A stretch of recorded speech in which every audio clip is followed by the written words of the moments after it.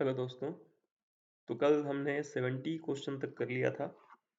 आज हम 71 क्वेश्चन करेंगे और आज का 71 क्वेश्चन जो है वो है identify the odd one out. इसको हमने कल एज अ होमवर्क दिया था। आंसर आपका हो जाएगा कैश बुक, इम्प्रेस्ड, पेटी कैश बुक, है ना, और फ्लोट। ये सारे के सारे जो पेटी कैश बुक मेंटेन करते हैं ना, उसके लिए ऐसा वर्ड यूज किया जाता है। कैश बुक मेन बुक होती है। सेकंड है 72 question, the government of India implemented the goods and service tax in the country from. तो इसका आंसर हो जाएगा जनवरी 1 2017।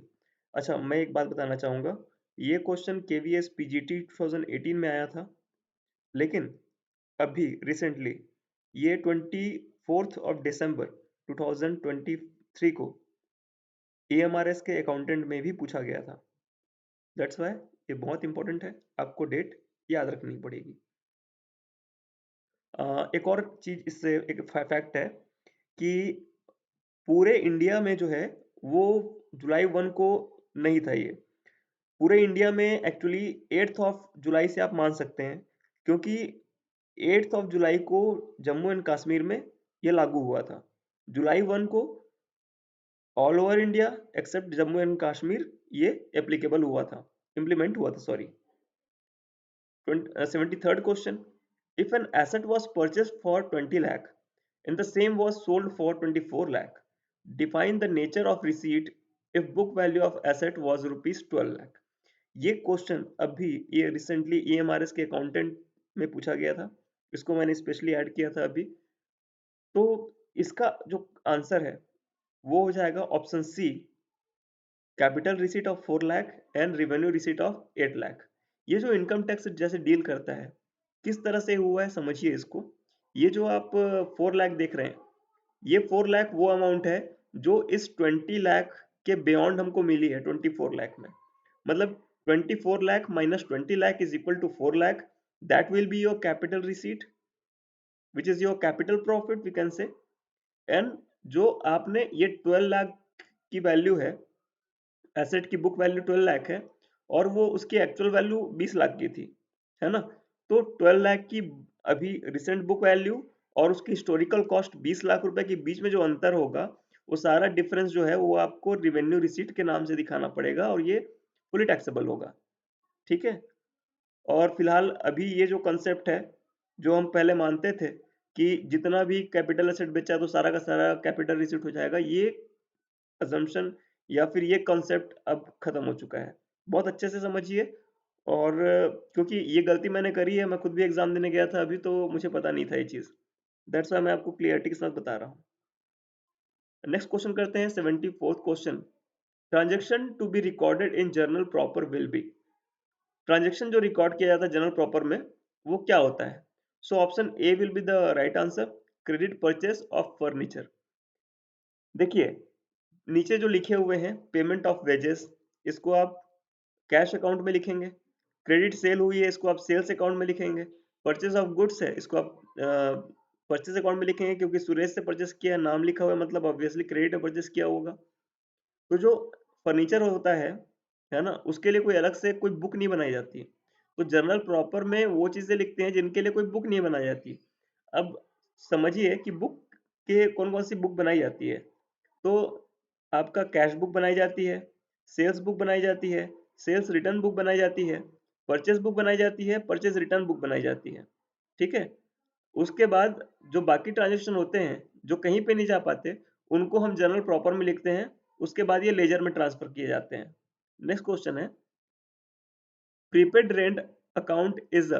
प्रीपेड मैंने कल भी बताया था, प्रीपेड, पोस्टपेड, एडवांस, आउटस्टैंडिंग, ये सारी चीजें, ये सारे प्रीपोजिशंस या पर प्रीफिक्स अगर किसी पर्टिकुलर वर्ड में जुड़ जाते हैं तो वो पर्सनल अकाउंट हो जाता है। Option A will be the correct answer. Contra entries in cash book are made when. Contra entries की जाती है कैश बुक में कब? तो option C will be the right answer, triple column cash book is maintain. Contra entry किस case में होती है? जब triple column cash book maintain किया जाता है। Otherwise contra entry cash book में नहीं होती। ठीक है। क्योंकि ये बुक की बात कर रहा है स्पेसिफिकली, कैश अकाउंट की बात नहीं कर रहा है। ठीक है, कैश अकाउंट में आप काउंटर एंट्री नहीं पास कर सकते। ठीक है, कैश बुक ही है जिसमें आप 1 कॉलम 2 कॉलम 3 कॉलम जो अकाउंट बनाते हैं वो। ठीक है, strongest letter of credit is, कौन सा एक लेटर सबसे स्ट्रॉन्गेस्ट लेटर ऑफ क्रेडिट बोला जाता है। ठीक है, so option C confirmed and irrevocable.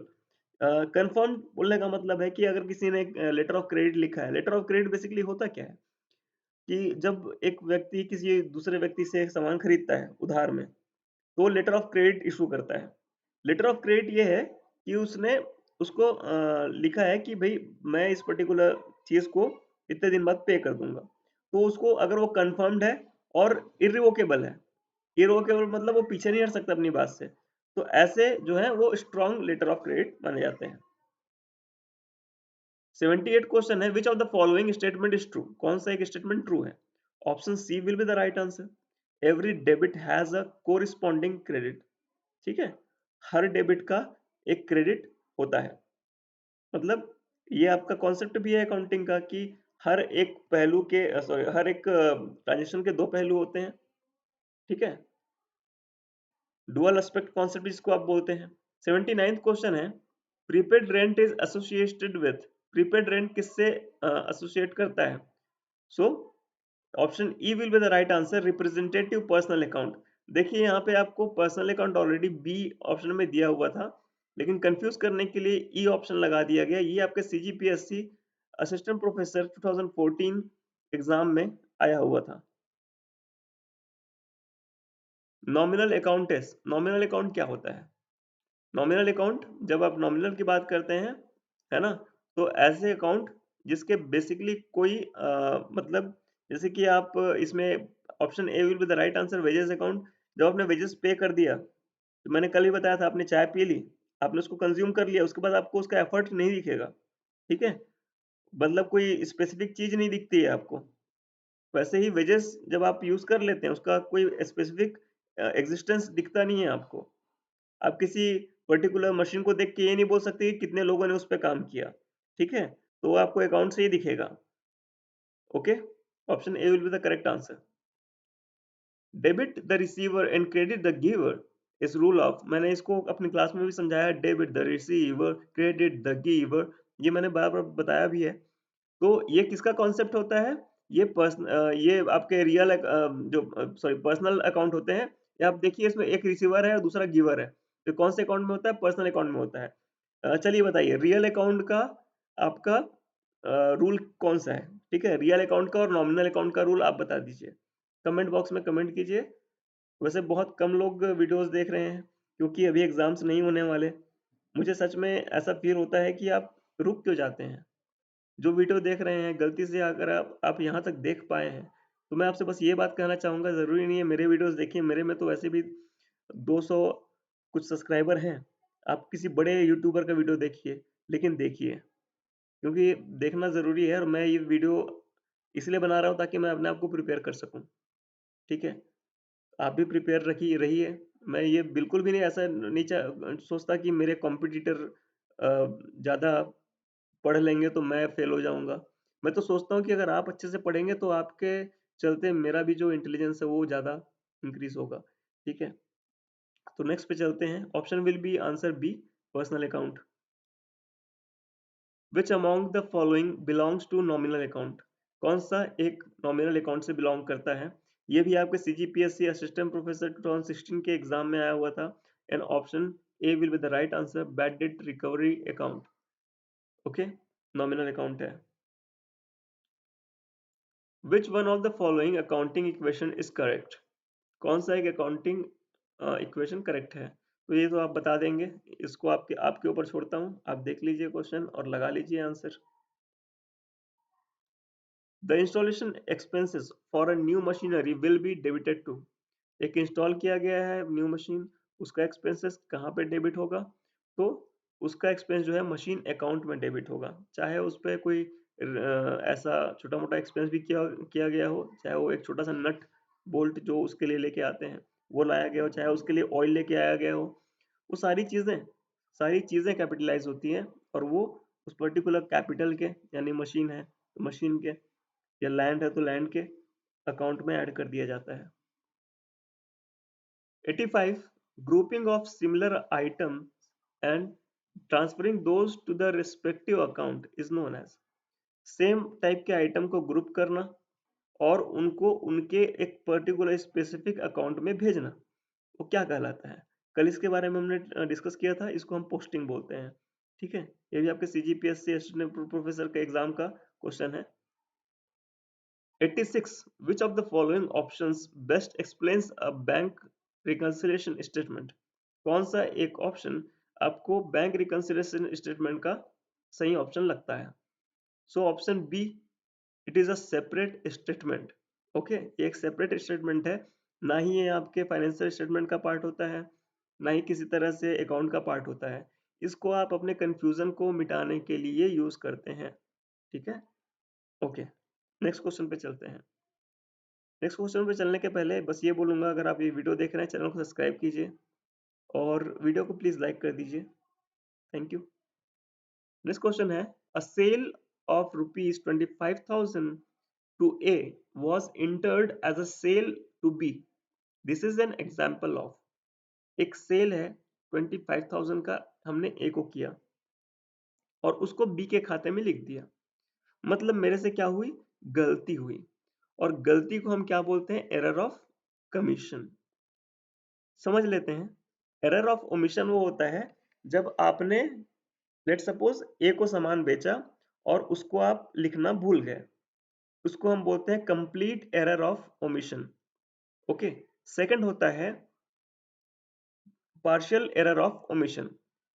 ऐसा मान लीजिए कि आपने वन साइड यानी कैश बुक में, जैसे कि आपने सेल करा 25,000 रुपीज का ए को, तो आपने सेल्स अकाउंट जो आपने मेंटेन किया हुआ है वहां पे तो आपने क्रेडिट सेल 25,000 की शो कर दी, लेकिन ए के खाते में आपने कुछ नहीं लिखा। ऐसे पर्टिकुलर सिचुएशन में आपका ट्रायल बैलेंस मैच नहीं करता है। ठीक है, बाकी एरर ऑफ प्रिंसिपल, जब आपको नियम ही पता नहीं थे, सिद्धांत ही पता नहीं थे अकाउंट के, और आपने अकाउंटिंग कर दी, और ऐसे केस में क्या होता है कि आप गलत, मतलब एक्सपेंस को आप कहीं और डाल दिए, एज ए इनकम ट्रीट कर दिया आपने। आपने कैपिटल एक्सपेंडिचर को रिवेन्यू एक्सपेंडिचर बना दिया, या कैपिटल रिसिप्ट को रिवेन्यू रिसिप्ट बना दिया। ये सारे आपके एरर ऑफ प्रिंसिपल के एग्जांपल है। ऑप्शन सी जो है कंपनसेटिंग एरर, ये ऐसे एरर होते हैं जो आपस में एक दूसरे को कंपनसेट कर देते हैं। ठीक है, so option D will be the right answer, error of commission. Question number 88, which of the following errors cannot be detected through trial balance? कौन से एरर डिटेक्ट नहीं हो पाते ट्रायल बैलेंस के? अब भी जस्ट पिछले क्वेश्चन में मैंने आपको एक बताया था, एरर ऑफ पार्शियल ओमिशन। तो पार्शियल यानी कि आपने आधा लिखा आधा नहीं लिखा, ये आपके पार्शियल ओमिशन होते हैं। So option B, treating an expense as an asset. तो अगर आपने पहला आप पढ़ते हैं पोस्टिंग रॉन्ग अमाउंट, तो रॉन्ग अमाउंट अब आप डालोगे तो वो तो आपको ट्रायल बैलेंस में दिख जाएगा। टोटलिंग एरर करोगे तो भी ट्रायल बैलेंस में दिख जाएगा। ऑप्शन सी जो आपको बोलता है posting an amount on the wrong side, तब भी आपको ट्रायल बैलेंस में दिख जाएगा। लेकिन अगर आप किसी एसेट को एक्सपेंस ट्रीट करते हो, या लेट्स क्या बोल सकते हैं कि एक इनकम को आप लायबिलिटी ट्रीट करते हो, तो ऐसे में आपको नहीं दिख पाएगा।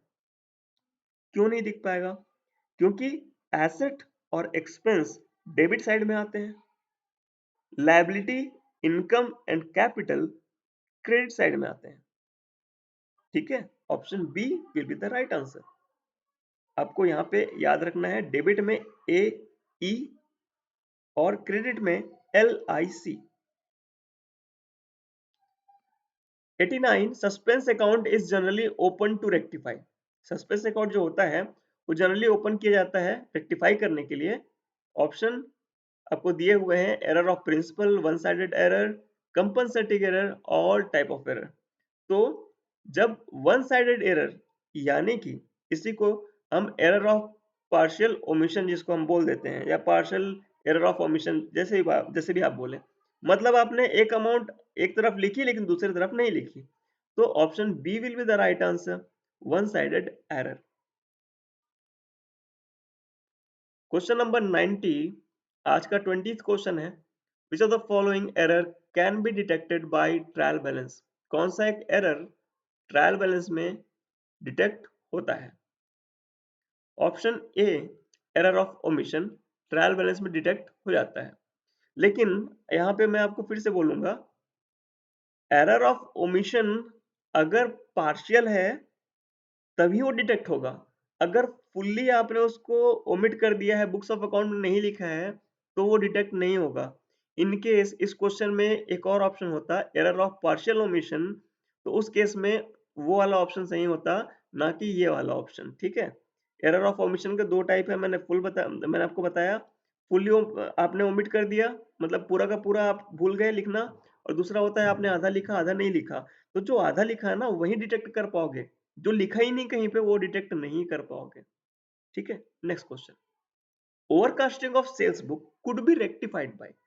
ओवरकास्ट कर दिया आपने सेल्स बुक को, वो उसको कहां से आप रेक्टिफाई करोगे? Option B will be the right answer, debiting sales account and crediting suspense account. ठीक है, question number 92, suspense account having debit balance will be show in the, suspense account है उसका डेबिट बैलेंस है, उसको आप कहाँ show करोगे? तो उसको कहाँ शो करेंगे? डेबिट में हमारा क्या रहता है? Asset side. ठीक है, डेबिट में हमारा क्या रहता है? एसेट रहता है। डेबिट में हमारा क्या रहता है? एक्सपेंस रहता है। तो वहीं पे अगर सस्पेंस अकाउंट डेबिट है, तो डेबिट में आएगा, मतलब एसेट और एक्सपेंस के साथ में आएगा। ठीक है, clear? Option B will be the right answer. Question number 93, which of the following is the base for preparing trial balance? Option B, ledger will be the right answer, क्योंकि trial balance में आप क्या करते हो? Laser के balances ही लिखते हो। It is nothing but the statement of balances. ठीक है, ट्रायल बैलेंस को is also named as. Question number 94, which one of the following statements is not true? कौन सा एक स्टेटमेंट ट्रू नहीं है? So option A will be the right answer, the object of trial balance is to test the accuracy of books. बिल्कुल नहीं, आपकी books accurate है या नहीं ये ट्रायल बैलेंस का काम नहीं है, बट हाँ, आपकी बुक अर्थमेटिकली एक्यूरेट है या नहीं ये ट्रायल बैलेंस जरूर चेक करता है। ठीक है, so accuracy, but in the term of money. ठीक है, in the term of arithmetic, क्या बोल सकते हैं उसको, कैलकुलेशन के मामले में। कैलकुलेशन अगर सही है तो वो बताएगा कि कैलकुलेशन सही है कि नहीं, आपने अमाउंट सही लिखे कि नहीं। लेकिन अगर कोई गलती आपने करी होगी, प्रिंसिपल एरर करा होगा, तो वो आपको नहीं बता पाएगा trial balance. Option A will be the right answer. 95 question है, which one of the following is not a clerical error? कौन सा एक क्लर्कियल एरर नहीं है? So option c, error of principle जो है वो आपका क्लर्कियल एरर नहीं है। 96, which of the following error will be rectified through suspense account? कौन सा एक एरर है जो रेक्टिफाई किया जा सकता है सस्पेंस अकाउंट में? So option A will be the right answer, sales return book under casted by 1000। आपने सेल्स रिटर्न बुक को अंडर कास्ट कर दिया है 1000 से, उसको आप वो कर सकते हो, सस्पेंस अकाउंट से कर सकते हो। आपने रिकॉर्ड नहीं करा, तो रिकॉर्ड नहीं करा तो कहीं आएगा ही नहीं, तो आप उसको पता भी नहीं लगा पाओगे ट्रायल बैलेंस में, तो सस्पेंस अकाउंट ओपन ही नहीं होगा। Record, sales return record 1000 rupees recorded as 100, तो इसमें भी आपका 900 आपने 100% ओमिट कर दिया, उस पर्टिकुलर केस में भी आपको पता नहीं चलेगा। ऑप्शन डी में सेल्स रिटर्न हुआ है 1000 का, रिकॉर्ड हुआ है परचेज रिटर्न बुक में, तो आपने इनकम को एक्सपेंस बना दिया, एक्सपेंस को इनकम बना दिया, आपने बेसिकली प्रिंसिपल एरर करी। तो ऐसे केस में भी आपने आपको आपको बैलेंस मिल जाएंगे, आपको पता नहीं चलेगा।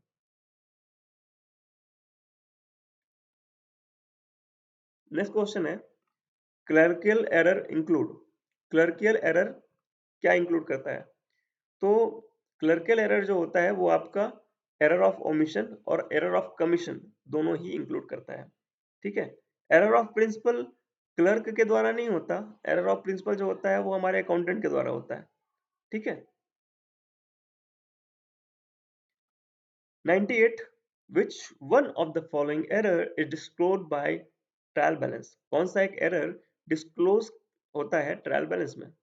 तो आपका option B partial omission of an entry. अभी कुछ देर पहले एक और क्वेश्चन आया था, उसमें एरर ऑफ ओमिशन लिखा हुआ था, लेकिन मैं फिर से बोलना चाहूंगा, फुल एरर ऑफ ओमिशन जो होता है वो आपका ट्रायल बैलेंस में डिस्क्लोज नहीं हो पाता, only partial omission of an entry disclose हो पाती है। और ये क्वेश्चन आपके केवीएस पीजीटी 2017 के एग्जाम में आया था, और उसके साथ ही साथ ये आपके ईएमआरएस के पीजीटी 2023 एग्जाम में भी आया था, जो कि अभी दिसंबर 16 को कंडक्ट हुआ था।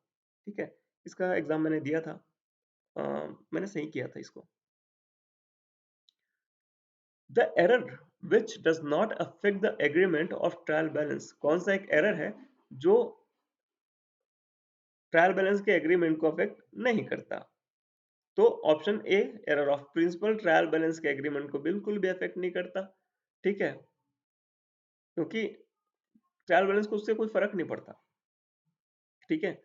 आपने रेवेन्यू को कैपिटल एक्सपेंडिचर लिख दिया, आपने कैपिटल को रेवेन्यू एक्सपेंडिचर लिख दिया, तो ये ट्रायल बैलेंस बोलता है भैया खर्चे को तुमने तो खर्चा ही लिखा है, तो खर्चा ही है, तुम जहां भी लिखो, मेरा काम तो है टोटल करना। ठीक है। नेक्स्ट पे चलते हैं। 100 goods worth rupees 20,000 purchased from Ram was entered in sales book. This error will create. अब ये जो है, गुड्स आपका था 20,000 रुपए का, आपने राम से खरीदा था, और उसको आपने ऐसे शो कर दिया कि आपने सेल में मतलब आपने सेल करा है। तो भाई होगा क्या, आपका ग्रॉस प्रॉफिट इंक्रीज हो जाएगा, आपने जबरदस्ती की सेल दिखा दी जबकि आपको दिखाना था परचेस। तो बेसिकली आपने अपना प्रॉफिट बढ़ा दिया है। चलिए ये क्वेश्चन हो गए हमारे, क्वेश्चन नंबर 100 तक हमने कंप्लीट कर लिया है। इसका जो पीडीएफ है आपको ग्रुप में मिल जाएगा। जो भी यहाँ तक बने हुए हैं प्लीज एक कमेंट कर दीजिए, थैंक यू। ठीक है। हाय लिख सकते हैं आप लिख सकते हैं जो भी आपको लग रहा है कि क्वेश्चन के लेवल कैसे हैं। अगर आपको लगता है कि क्वेश्चन के लेवल बहुत इजी आ रहे हैं, तो इसमें मैं कुछ नहीं कर सकता, क्योंकि क्वेश्चन ऐसे ही पूछे जाते हैं एग्जाम में। और एग्जाम जो है होता है ना सर, आप सर या मैम जो भी वीडियो को देख रहे हैं, एग्जाम जो होता है ना ऐसा ही होता है, बट एग्जाम में जो टाइमिंग होता है ना वो मैटर करता है। जितने फ्लुएंटली, जितने फ्लो के साथ हम ये पढ़ रहे थे, हमको पता ना चला हो, लेकिन जब हम एग्जाम में बैठते हैं तब हमको समझ में आता है कि ये हल्का सा भी आपका सिर घूमा और आपने एक क्वेश्चन गलत किया, सामने वाले को उस क्वेश्चन के 1 नंबर मिले और आपके -2.25 हो गए। यहाँ पे जीत डिसाइड होती है। ठीक है। तो बिल्कुल भी मत सोचिए कि क्वेश्चन हल्के हैं। आप जितना क्वेश्चंस को लगाओगे, वैरायटीज चेक करोगे, उतना ही आपके लिए अच्छा है। फिलहाल मैं अपने लिए तो इसको समझता हूँ कि मेरे लिए अच्छा है, that's why I am creating this video. Okay. Thank you so much for being with me, thank you so much for subscribing this channel. Thank you and have a good night. Next question आप देख लीजिए, आप answer कर लीजिए। Good night.